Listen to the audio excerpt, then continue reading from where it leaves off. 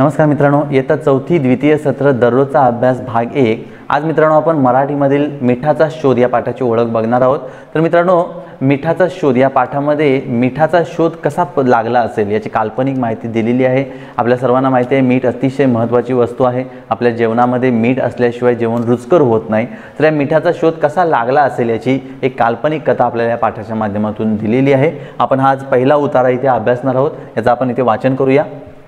फार वर्षापूर्वीची ही गोष्ट आहे, इतक्या पूर्वीची की त्या काळी माणूस जंगलामध्ये गुहेत राहत असे आणि कंदमुळं खाऊन पोट भरत असे। शिकार करून प्राण्यांचं मांस खात असे। त्याला अन्न शिजवून किंवा भाजून खाणं हे माहीत नव्हतं।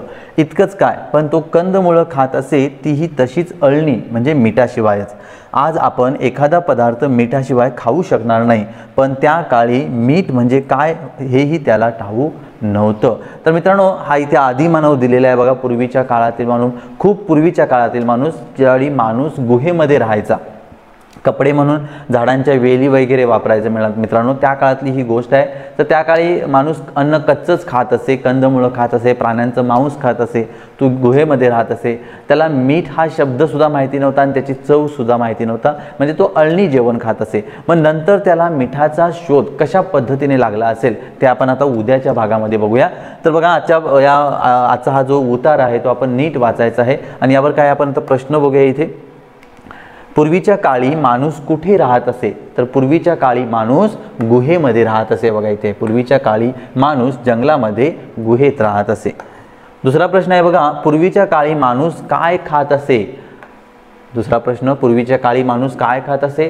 पूर्वीच्या काळी माणूस कंदमुळं खाऊन पोट भरत असे, त्याचबरोबर शिकार करून प्राण्यांचं मांस खात असे। प्राण्यांचं मांस आणि कंदमुळं तो पूर्वीच्या काळी खात असे।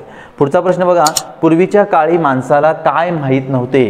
पूर्वीच्या काळच्या माणसाला काय माहिती नव्हते? हे बघा, पण त्या काळी मीठ म्हणजे काय हेही त्याला ठाऊक नव्हतं, म्हणजे त्याला मिठाविषयीची अजिबात माहिती नव्हती।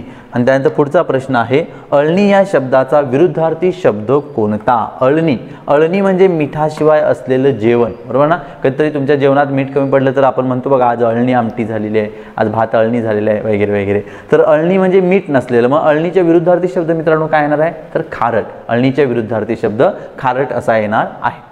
तर आजचा हा मराठीचा अभ्यास आपण हा उतारा नीट वाचायचा आहे, समजून घ्यायचा आहे आणि हे जे प्रश्न दिलेले आहेत हे प्रश्न आपण इथे लिहायचे आहेत। चला आता पुढच्या विषयाकडे जाऊया मित्रांनो। पुढचा विषय आहे इंग्लिश युनिट 4, चौथं युनिट जे स्टार्ट झालेलं आहे। पहिला टॉपिक आहे good habits. Good habits means चांगल्या सवयी। अर्थ लिहून घ्या। गुड मीन्स चांगल्या, हॅबिट मीन्स सवय, हॅबिट्स म्हणजे सवय। ओके, आपण इन्स्ट्रक्शन जी दिलेली आहे ती रीड करूया। Listen, read aloud and copy and remember. Listen ऐका, रीड अलाउड मोठ्याने वाचा, कॉपी, कॉपी म्हणजे बघून लिहा, पाहून लिहा आणि रिमेंबर लक्षात ठेवा, अशी सूचना दिलेली आहे। तर मित्रांनो, इथे आपल्याला काही गुड हॅबिट्स दिलेले आहेत, चांगल्या सवयी इंग्रजीतून दिलेल्या आहेत, ते आपण इथे वाचूया आणि समजून घेऊया। बघा, early to bed and early to rise is the way to be healthy, wealthy and wise. तर अर्ली म्हणजे लवकर, शब्दांना अंडरलाईन करून त्याचा अर्थ सुद्धा लिहून घेतला तरी चालेल। अर्ली मीन्स लवकर, अर्ली टू बेड लवकर झोपणे, बेड म्हणजे अर्ली टू बेड मीन्स लवकर झोपणे। अर्ली टू राईज लवकर उठणे, सकाळी लवकर उठणे, हा एक चांगला मार्ग आहे कशासाठीचा? To be healthy, wealthy and wise. तुम्ही निरोगी राहण्याचा, तुम्ही आनंदी राहण्याचा, तुम्ही हुशार बनण्याचा एक चांगला मार्ग आहे। कोणता मार्ग? रात्री लवकर झोपायचं, सकाळी लवकर उठायचं। असं नाही की रात्री लवकर झोपायचं, सकाळी उशिरा उठायचं, असं नाही। रात्री लवकर झोपा, सकाळी सुद्धा लवकर पहाटे उठा। तर ही चांगली सवय आहे, रात्री लवकर झोपणे आणि सकाळी लवकर उठणे, ही तुम्ही स्वतःमध्ये मेंटेन ठेवली पाहिजे, म्हणजे अंगीकृत केली पाहिजे। चला, तर आता हे जी गुड हॅबिट आहे हे तुम्ही कॉपी करायचं आहे। दुसरी गुड हॅबिट आपल्याला काय दिलेली आहे बघा, चांगली सवय काय माहिती दिलेली आहे बघा। 1 2 what ever you do start it well and carry it through. तर 1 2 इथं मित्रांनो फक्त यमक जुळण्यासाठी, रायमिंग जुळण्यासाठी आपल्याला हे 1 2 चा वापर केलेला आहे। 1 2 what ever you do, what ever म्हणजे काहीही। 1 2 what ever you do, do means करणे, लक्षात ठेवा, अंडरलाईन करून लिहिला तरी चालेल। तुम्ही जे काय कराल, वॉट एव्हर यू डू, तुम्ही जे काय कराल, जे कोणतंही काम कराल, अभ्यास करण्याचं असेल, मम्मीनं एखादं काम दिलं असेल, कोणतंही काम असेल, कपड्यांना घडी घालण्याचं काम असेल, झाडू लोट करण्याचं काम असेल, कोणतंही काम असेल, what ever you do start it well. Start म्हणजे सुरुवात करणे, वेल म्हणजे चांगलं, त्याची सुरुवात चांगली करा. स्टार्ट इट वेल, त्याची सुरुवात चांगली करा. And carry it through. Carry means वाहून नेणे, कॅरी मीन्स वाहून नेणे. आणि ते काम कंटिन्यू पूर्ण करा. बरोबर, कंटिन्यू पूर्ण करा म्हणजे ते काम अर्धवट टाकून सोडून जाऊ नका.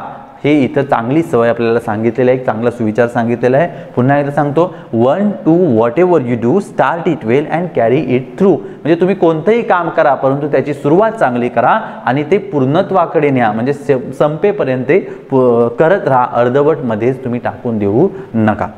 आता पुढची एक सवय चांगली दिलेली आहे बघा पण मित्रांनो, 1 thing at a time and that done well is a very good rule as many can tail.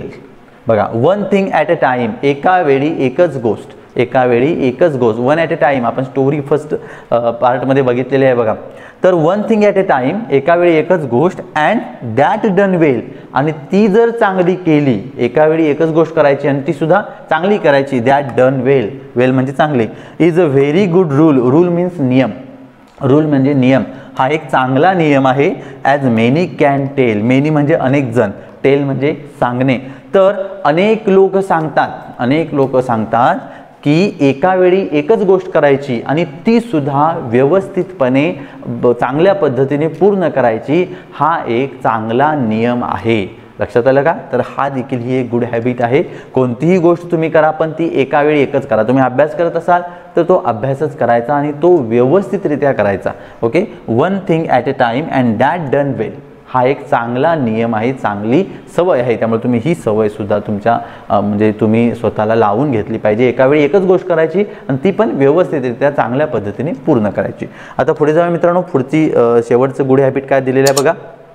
Hearts like doors will open with ease. Hearts like doors, आपली जी हृदय आहेत, हृदय, आपलं जे हृदय आहे, लाईक डोअर्स, दरवाजासारखं आहे, विल ओपन विथ ईज. ईज म्हणजे आराम, एकदम म्हणजे काही त्रास न होता, ईज आराम. Two very very small keys and don't forget that 2 of these are thank you sir and if you please.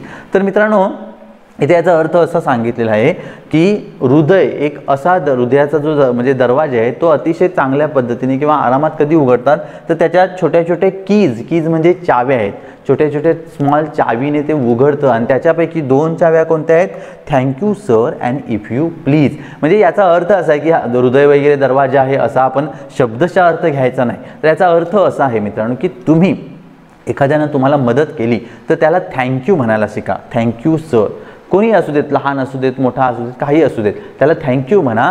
आणि जर तुम्हाला एखाद्याकडून मदत हवी असेल एखाद्याकडून तर त्याला इफ यू प्लीज, प्लीजचा वापर करा, रिक्वेस्ट करा त्याला. काय होतं, या 2 गोष्टीमुळं समोरच्या माणसाचं हृदय परिवर्तन होतं. तो लगेच तुमचे म्हणजे तुमची गोष्ट ऐकणारच, म्हणजे तुमच्याबद्दल त्याचा आदर वाढेल किंवा तुमच्याबद्दलचं त्याचं मत चांगलं निर्माण होईल. त्यामुळे ह्या 2 गोष्टी, या 2 ज्या चाव्या आहेत दुसऱ्याच्या हृदयावर राज्य करण्याचा किंवा दुसऱ्याचं हृदय खोलण्याचा, आपण थोडक्यात शब्दाच्या अर्थाकडे गेलो तर या 2 गोष्टी लक्षात घ्या की तुम्हाला कोणीही मदत केली तर थँक्यू म्हणायला अजिबात विसरू नका. कसलीही छोटी मदत असू देत, मोठी मदत असू देत, थँक्यू म्हणायला शिका आणि प्लीज म्हणायला शिका. प्लीज हा शब्दसुद्धा खूप आपल्याला महत्त्वाचा आहे. तर ह्या 2 गोष्टी तुम्ही इथे लक्षात घेतल्या पाहिजेत. तर अशा पद्धतीने मित्रांनो आपल्याला इथं गुड हॅबिट्स दिलेले आहेत, चांगल्या सवयी दिलेल्या आहेत. तर ह्या सर्व सवयी तुम्ही तुमच्याला स्वतःला लावून घ्यायच्या आहेत. आता आपण होमवर्ककडे येऊया. तर हे सर्व जे आहे ते तुम्ही रीड करायचं आहे लाऊडली, अर्थ समजून घ्यायचा आहे, आता अर्थ लक्षात आला असेलच. आणि हे सर्व कॉपी मात्र करायला विसरू नका. कॉपी करायचं आहे आणि नुसतं कॉपी केलं की काम झालं असं नाही, तर ह्या सवयी तुम्ही स्वतःमध्ये लावून घ्या. ओके, चला आता पुढच्या विषयाकडे जाऊया मित्रांनो. पुढचा जो आपला विषय आहे तो आहे मॅथमॅटिक्स. आजच्या अभ्यासमधला आपला पुढचा घटक आहे मॅथमॅटिक्समधला word problems, addition and subtraction. Word problems म्हणजे शाब्दिक उदाहरणे, ॲडिशन अँड सबट्रॅक्शन, बेरीज वजाबाकी. तर आज आपण आजच्या दिवशी ॲडिशनचे वर्ड प्रॉब्लेम्स बघणार आहोत. यापूर्वी आपण अनेक वेळा वर्ड प्रॉब्लेम्स सॉल्व्ह केलेले आहेत. चला आपण आता हे एक्झाम्पल जे सॉल्व्ह करून दिलेले आहे ते इथे वाचून बघूया. Aunt Uma bought 5 kilograms of tur dal for rupees 345 and 20 kilograms of rice for rupees 789. How much money did Aunt Uma spend? बघा आपण आता याचा अर्थ बघूया. Aunt Uma bought 5 kilograms of tur dal for rupees 345. Uma आंटीने 5 kilogram तूर दाल आणलेली आहे विकत 345 रुपीजला आणलेले आहे. And 20 kilograms of rice 20 kilogram rice तांदूळ आणलेले आहेत 789 रुपीजला. तर how much money did aunt Uma spend. Spend म्हणजे खर्च केले. तर उमा आंटीने एकूण किती रुपये खर्च केले असं हे एक्झाम्पल आहे. तर मित्रांनो अशा पद्धतीने आपल्याला चार्ट आखून हे एक्झाम्पल सोडवायचं आहे. बघा पहिल्यांदा आपल्याला काय इन्फॉर्मेशन दिलेली आहे, व्हॉट इज गिवन इन्फॉर्मेशन ते इथे लिहायचं आहे. व्हॉट इन्फॉर्मेशन इज गिवन, तर याच्यामध्ये आपल्याला कोणती माहिती दिलेली आहे. The cost of toor dal and rice is given. Cost means किंमत. तूर दाल आणि राईसची इथं किंमत आपल्याला दिलेली आहे ती इथे लिहायची आहे. कॉस्ट ऑफ दाल 345, डाळीची किंमत 345 रुपीज आहे आणि कॉस्ट ऑफ राईस जे तांदळाची किंमत आहे ती 789 रुपीज आहे. तर हे महत्त्वाचे आहे की दिलेली इन्फॉर्मेशन दिलेली माहिती जी आहे ती आपण इथे लिहायची आहे. त्यानंतर व्हॉट इज आस्क्ड, काय विचारलं आहे आपल्याला. व्हॉट इज आस्क्ड प्रश्न काय बघा. How much money did aunt Uma spend. तर एकूण किती खर्च झाला, उमा आंटीने किती खर्च केला ते आपल्याला विचारलेलं आहे. म्हणजे टोटल कॉस्ट एकूण किंमत आपल्याला इथे काढायची आहे. लक्षात घ्या टोटल कॉस्ट इथे काढायची आहे. आणि लास्ट आहे what method should be used, कोणती पद्धत इथं वापरली पाहिजे. आता मित्रांनो एक लक्षात घ्या इथे आपल्याला टोटल काढायचे आहे बरोबर. उमा आंटीने 345 रुपीची दाल घेतली आणि 789 रुपीची आपलं राईस घेतलेलं आहे. एकूण किती झालं, एकूण टोटल म्हणजेच आपल्याला दोन्हींची किंमत एकत्र करायची आहे. म्हणजेच इथं आपल्याला ॲडिशन करायची आहे बरोबर ना. इथं आपल्याला ॲडिशन करावी लागणार आहे आणि मग इथे ॲडिशन केलेली आहे बघा. 345 प्लस 789, 5 प्लस 9 युनिट प्लेसचे ॲडिशन करूया. आता तुम्ही यांचा सराव झालेला आहे. हा थर्ड स्टँडर्डमधलं एक्झाम्पल आहे 3 डिजिट नंबर्सची ॲडिशन. तर 5 प्लस 9 9 फिंगर्स काढा. 5च्या पुढे काउंटिंग करा. 5 नंतर 6 7 8 9 10 11 12 13 14 14 4 कॅरी 1 आला. 4 and 1 5 5 प्लस 8 पुन्हा 8 फिंगर्स काढा. 5 प्लस 8 5 नंतर 6 7 8 9 10 11 12 13 13 3 आला. Carry 1 3 and 1 4 4 and 7 11 1134 rupees. आणि मग आपण आन्सर लिहायचा आहे aunt Uma spent rupees 1134 in all. तर हे इथे लक्षात घ्या. अजून एक एक्झाम्पल इथं दिलेलं आहे त्याचा अभ्यास करूया मित्रांनो. तर पूर्वी मित्रांनो आपण ॲडिशन म्हणजे आपल्याला जेव्हा वर्ड प्रॉब्लेम्स येतात तेव्हा आपल्याला 4-5 शब्द जे आहेत ते लक्षात ठेवायचे. एक म्हणजे टोटल. टोटल म्हणजे एकूण. जेव्हा आपल्याला टोटल काढायचे असते एकूण काढायचे असते त्यावेळी आपल्याला ॲडिशन करायचे असते. त्यानंतर दुसरा शब्द आहे इन ऑल. इन ऑल म्हणजे सर्व मिळून. इन ऑल सर्व मिळून. आणि त्यानंतर पुढचा शब्द आहे ऑल टुगेदर. All together. तर हा देखील शब्द ऑल टुगेदर म्हणजे सर्व मिळून. तर हे 3 शब्द तुम्ही मित्रांनो लक्षात घ्या. टोटल, इन ऑल आणि ऑल टुगेदर. तुम्हाला ॲडिशनची अधिक माहिती मिळेल. आता पुढचा प्रश्न इथे बघूया आपण. The cost of a refrigerator is rupees 13,750. रेफ्रिजरेटरची कॉस्ट आहे 13,750. And the cost of a cupboard. Cupboard म्हणजे कपाट इज रुपीज 8,999. आपल्याला इथे कॉस्ट दिलेली आहे. कॉस्ट म्हणजे किंमत. वर्ड प्रॉब्लेम्समध्ये कॉस्ट हा एक शब्द सतत येत असतो त्यामुळे तो तुम्ही नोट डाऊन करून घ्या. कॉस्ट COST कॉस्ट म्हणजे किंमत. प्रश्न बघा. How much must be we pay the shopkeeper to buy them both. तर आपण शॉपकीपरला किती रुपये दिले पाहिजेत, पे केले पाहिजेत या दोन्ही वस्तू विकत घेण्यासाठी. ओके. पहिल्यांदा महत्त्वाची गोष्ट काय करायची, नंबर्स लिहायचे मित्रांनो. पहिला नंबर आहे 13,750. दिलेली माहिती आपल्याला लिहायची आहे. What is given information. तर 13,750 आपल्याला काय सांगतं, कॉस्ट ऑफ रेफ्रिजरेटर. फ्रीजची जी किंमत आहे त्याची किंमत 13,750 आहे. दुसरा नंबर आहे इथे मित्रांनो 8,999. तो काय सांगतो, cost of cupboard. Cost of cupboard कपाटाची किंमत आहे. आता प्रश्नाकडे येऊया. प्रश्न विचारला how much must we pay the shopkeeper to buy them both. तर दोघांना घेण्यासाठी आपल्याला शॉपकीपरला किती रुपये द्यावे लागतील. दोन्ही पण मला विकत घ्यायचे आहेत म्हणजे दोघांची किंमत मला एकत्र करावी लागेल. म्हणजेच मला इथे टोटल काढावे लागेल. म्हणजेच इथे मला ॲडिशन करावी लागेल आणि मग आपण इथे ॲडिशन करायची आहे. ते ऑलरेडी ॲडिशन करून दाखवलेली आहे बघा. तर अशा पद्धतीने आपल्याला ही ॲडिशनचे सम्स सोडवायचे आहेत. आता इथे एक्सरसाइजमध्ये आपल्याला टोटल 5 सम्स दिलेले आहेत, ते तुम्ही नीट वाचून घ्यायचे आहेत, समजून घ्यायचे आहेत. पहिल्यांदा हे नंबर्स लिहायचे. 143 म्हणजे काय आहे ते नंबर पुढे लिहा.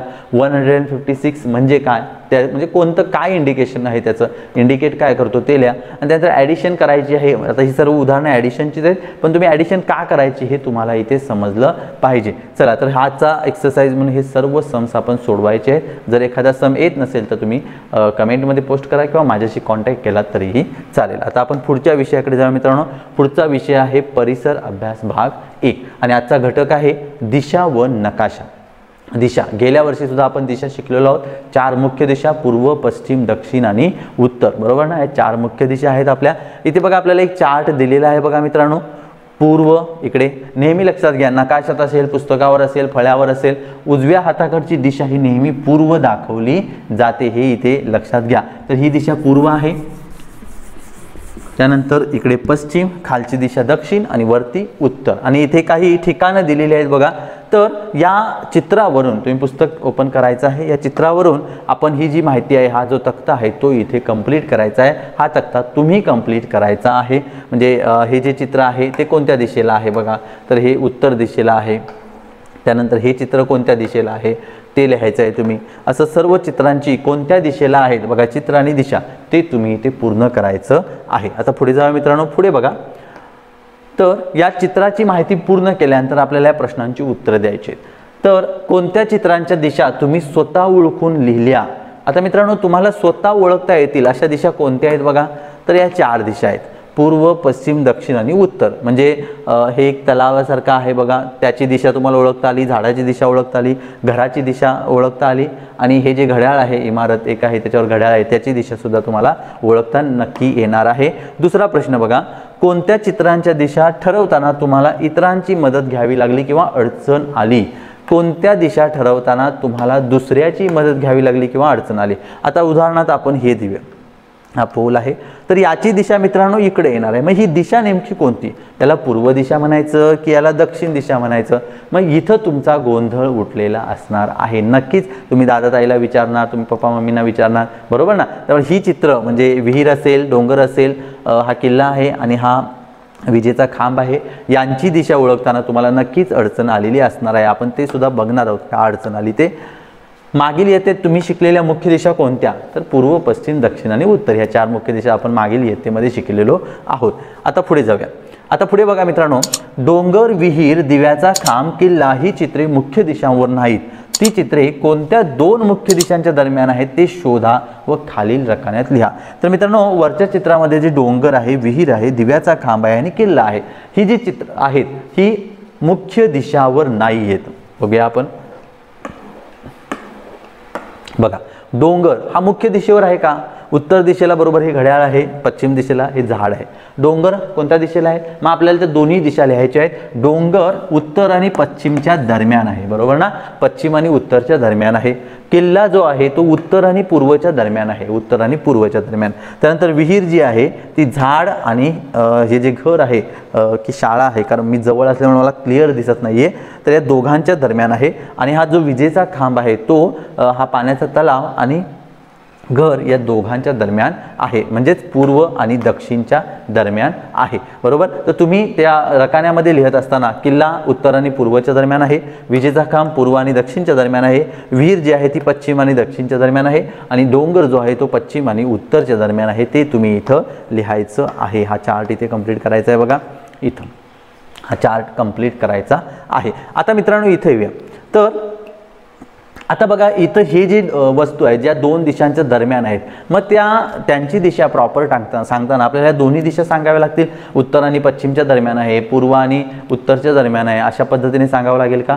मग हे अवघड होऊ नये, याच्यासाठी अडचण होऊ नये म्हणून मित्रांनो काही उपदिशा सुद्धा आपण वापरतो, उपदिशांचा वापर आपण करतो. म्हणजेच या 2 दिशांच्या दरम्यानच्या ज्या दिशा आहेत ज्या आता आपल्याला मगाच्या चित्रामध्ये दाखवलेल्या नाहीत, तिथे मित्रांनो आपण उपदिशांचा वापर करतो. तर ह्या उपदिशा इथं दिलेल्या आहेत बघा मित्रांनो, हे इथे पाहणारच आहोत, पण आपण सुरुवातीला त्या उपदिशा कुठे कुठे येतात ते इथे समजून घेऊया चित्राच्या मदतीनेच इथे. तर मित्रांनो पूर्व आणि दक्षिणच्या मध्ये मी तर अशा रेषा मारून घेतो इथे, ओके. तर पूर्व आणि दक्षिणच्या मध्ये जी दिशा येते ती आग्नेय दिशा येते, आग्नेय, इथं आग्नेय दिशा येते। त्यानंतर दुसरी उपदिशा आहे नैऋत्य, जी पश्चिम आणि दक्षिणच्या मध्ये येते, नैऋत्य, नैऋत्य दिशा। त्यानंतर पश्चिम आणि उत्तर यांच्या दरम्यानची दिशा जी येते ती वायव्य दिशा येते, वायव्य। आणि उत्तर आणि पूर्वच्या मधली जी दिशा येते ती ईशान्य दिशा येते। अशा या 4 उपदिशा आहेत, आग्नेय, नैऋत्य, वायव्य आणि ईशान्य। पूर्व आणि दक्षिणच्या मधली आग्नेय, दक्षिण आणि पश्चिम मधली नैऋत्य, पश्चिम आणि उत्तर मधली वायव्य आणि उत्तर आणि पूर्व मधली ईशान्य। तर ह्या 4 उपदिशा सुद्धा तुम्हाला पाठ असायला हव्यात आणि हे जे दिशा चक्र आहे ते तुम्हाला काढता यायला हवं। नेहमी लक्षात घ्या की उजव्या हाताचा खालचा कोपरा हा आग्नेय दिशा असतो, मग तिकडून अशा पद्धतीने सुरुवात करायचं, आग्नेय, नैऋत्य, वायव्य, ईशान्य। ओके, तर हा चार्ट आपण वहीमध्ये कॉपी करायचा आहे आणि 5 ते 10 वेळा आपण कॉपी करायचा आहे, लिहून काढायचा आहे आणि समजून घ्यायचं आहे, यापुढे तुमची कोणतीही दिशा चुकता कामा नये। तर आता पुढे देखील जाऊया आपण, आपल्याला आपल्या पुस्तकात सुद्धा इथे तक्ता दिलेला आहे बघा मित्रांनो या ठिकाणी। तर हा बघा, इथे हा तक्ता दिलेला आहे बघा, हा बघा इथे हा तक्ता दिलेला आहे आपल्याला, पूर्व, पश्चिम, दक्षिण, उत्तर, आग्नेय, नैऋत्य, वायव्य, ईशान्य। तर हे चक्र तुम्ही समजून घ्यायचं आहे आणि इथे आपल्याला एक ॲक्टिव्हिटी दिलेली आहे बघा, दिशा व उपदिशांचे चक्र छोट्या आकाराच्या कागदावर काढा, ते आपण पुढे वापरणार आहोत। तर एक छोटा कागद घ्या छोटासा आणि त्याच्यावर हे चक्र, दिशा चक्र काढायचं आहे, कारण त्याचा आपल्याला याच्या पुढचा जो घटक आहे त्याच्यामध्ये आपल्याला वापर करायचा आहे। तर याचा चांगल्या पद्धतीने आपण सराव करायचा आहे। आता आपण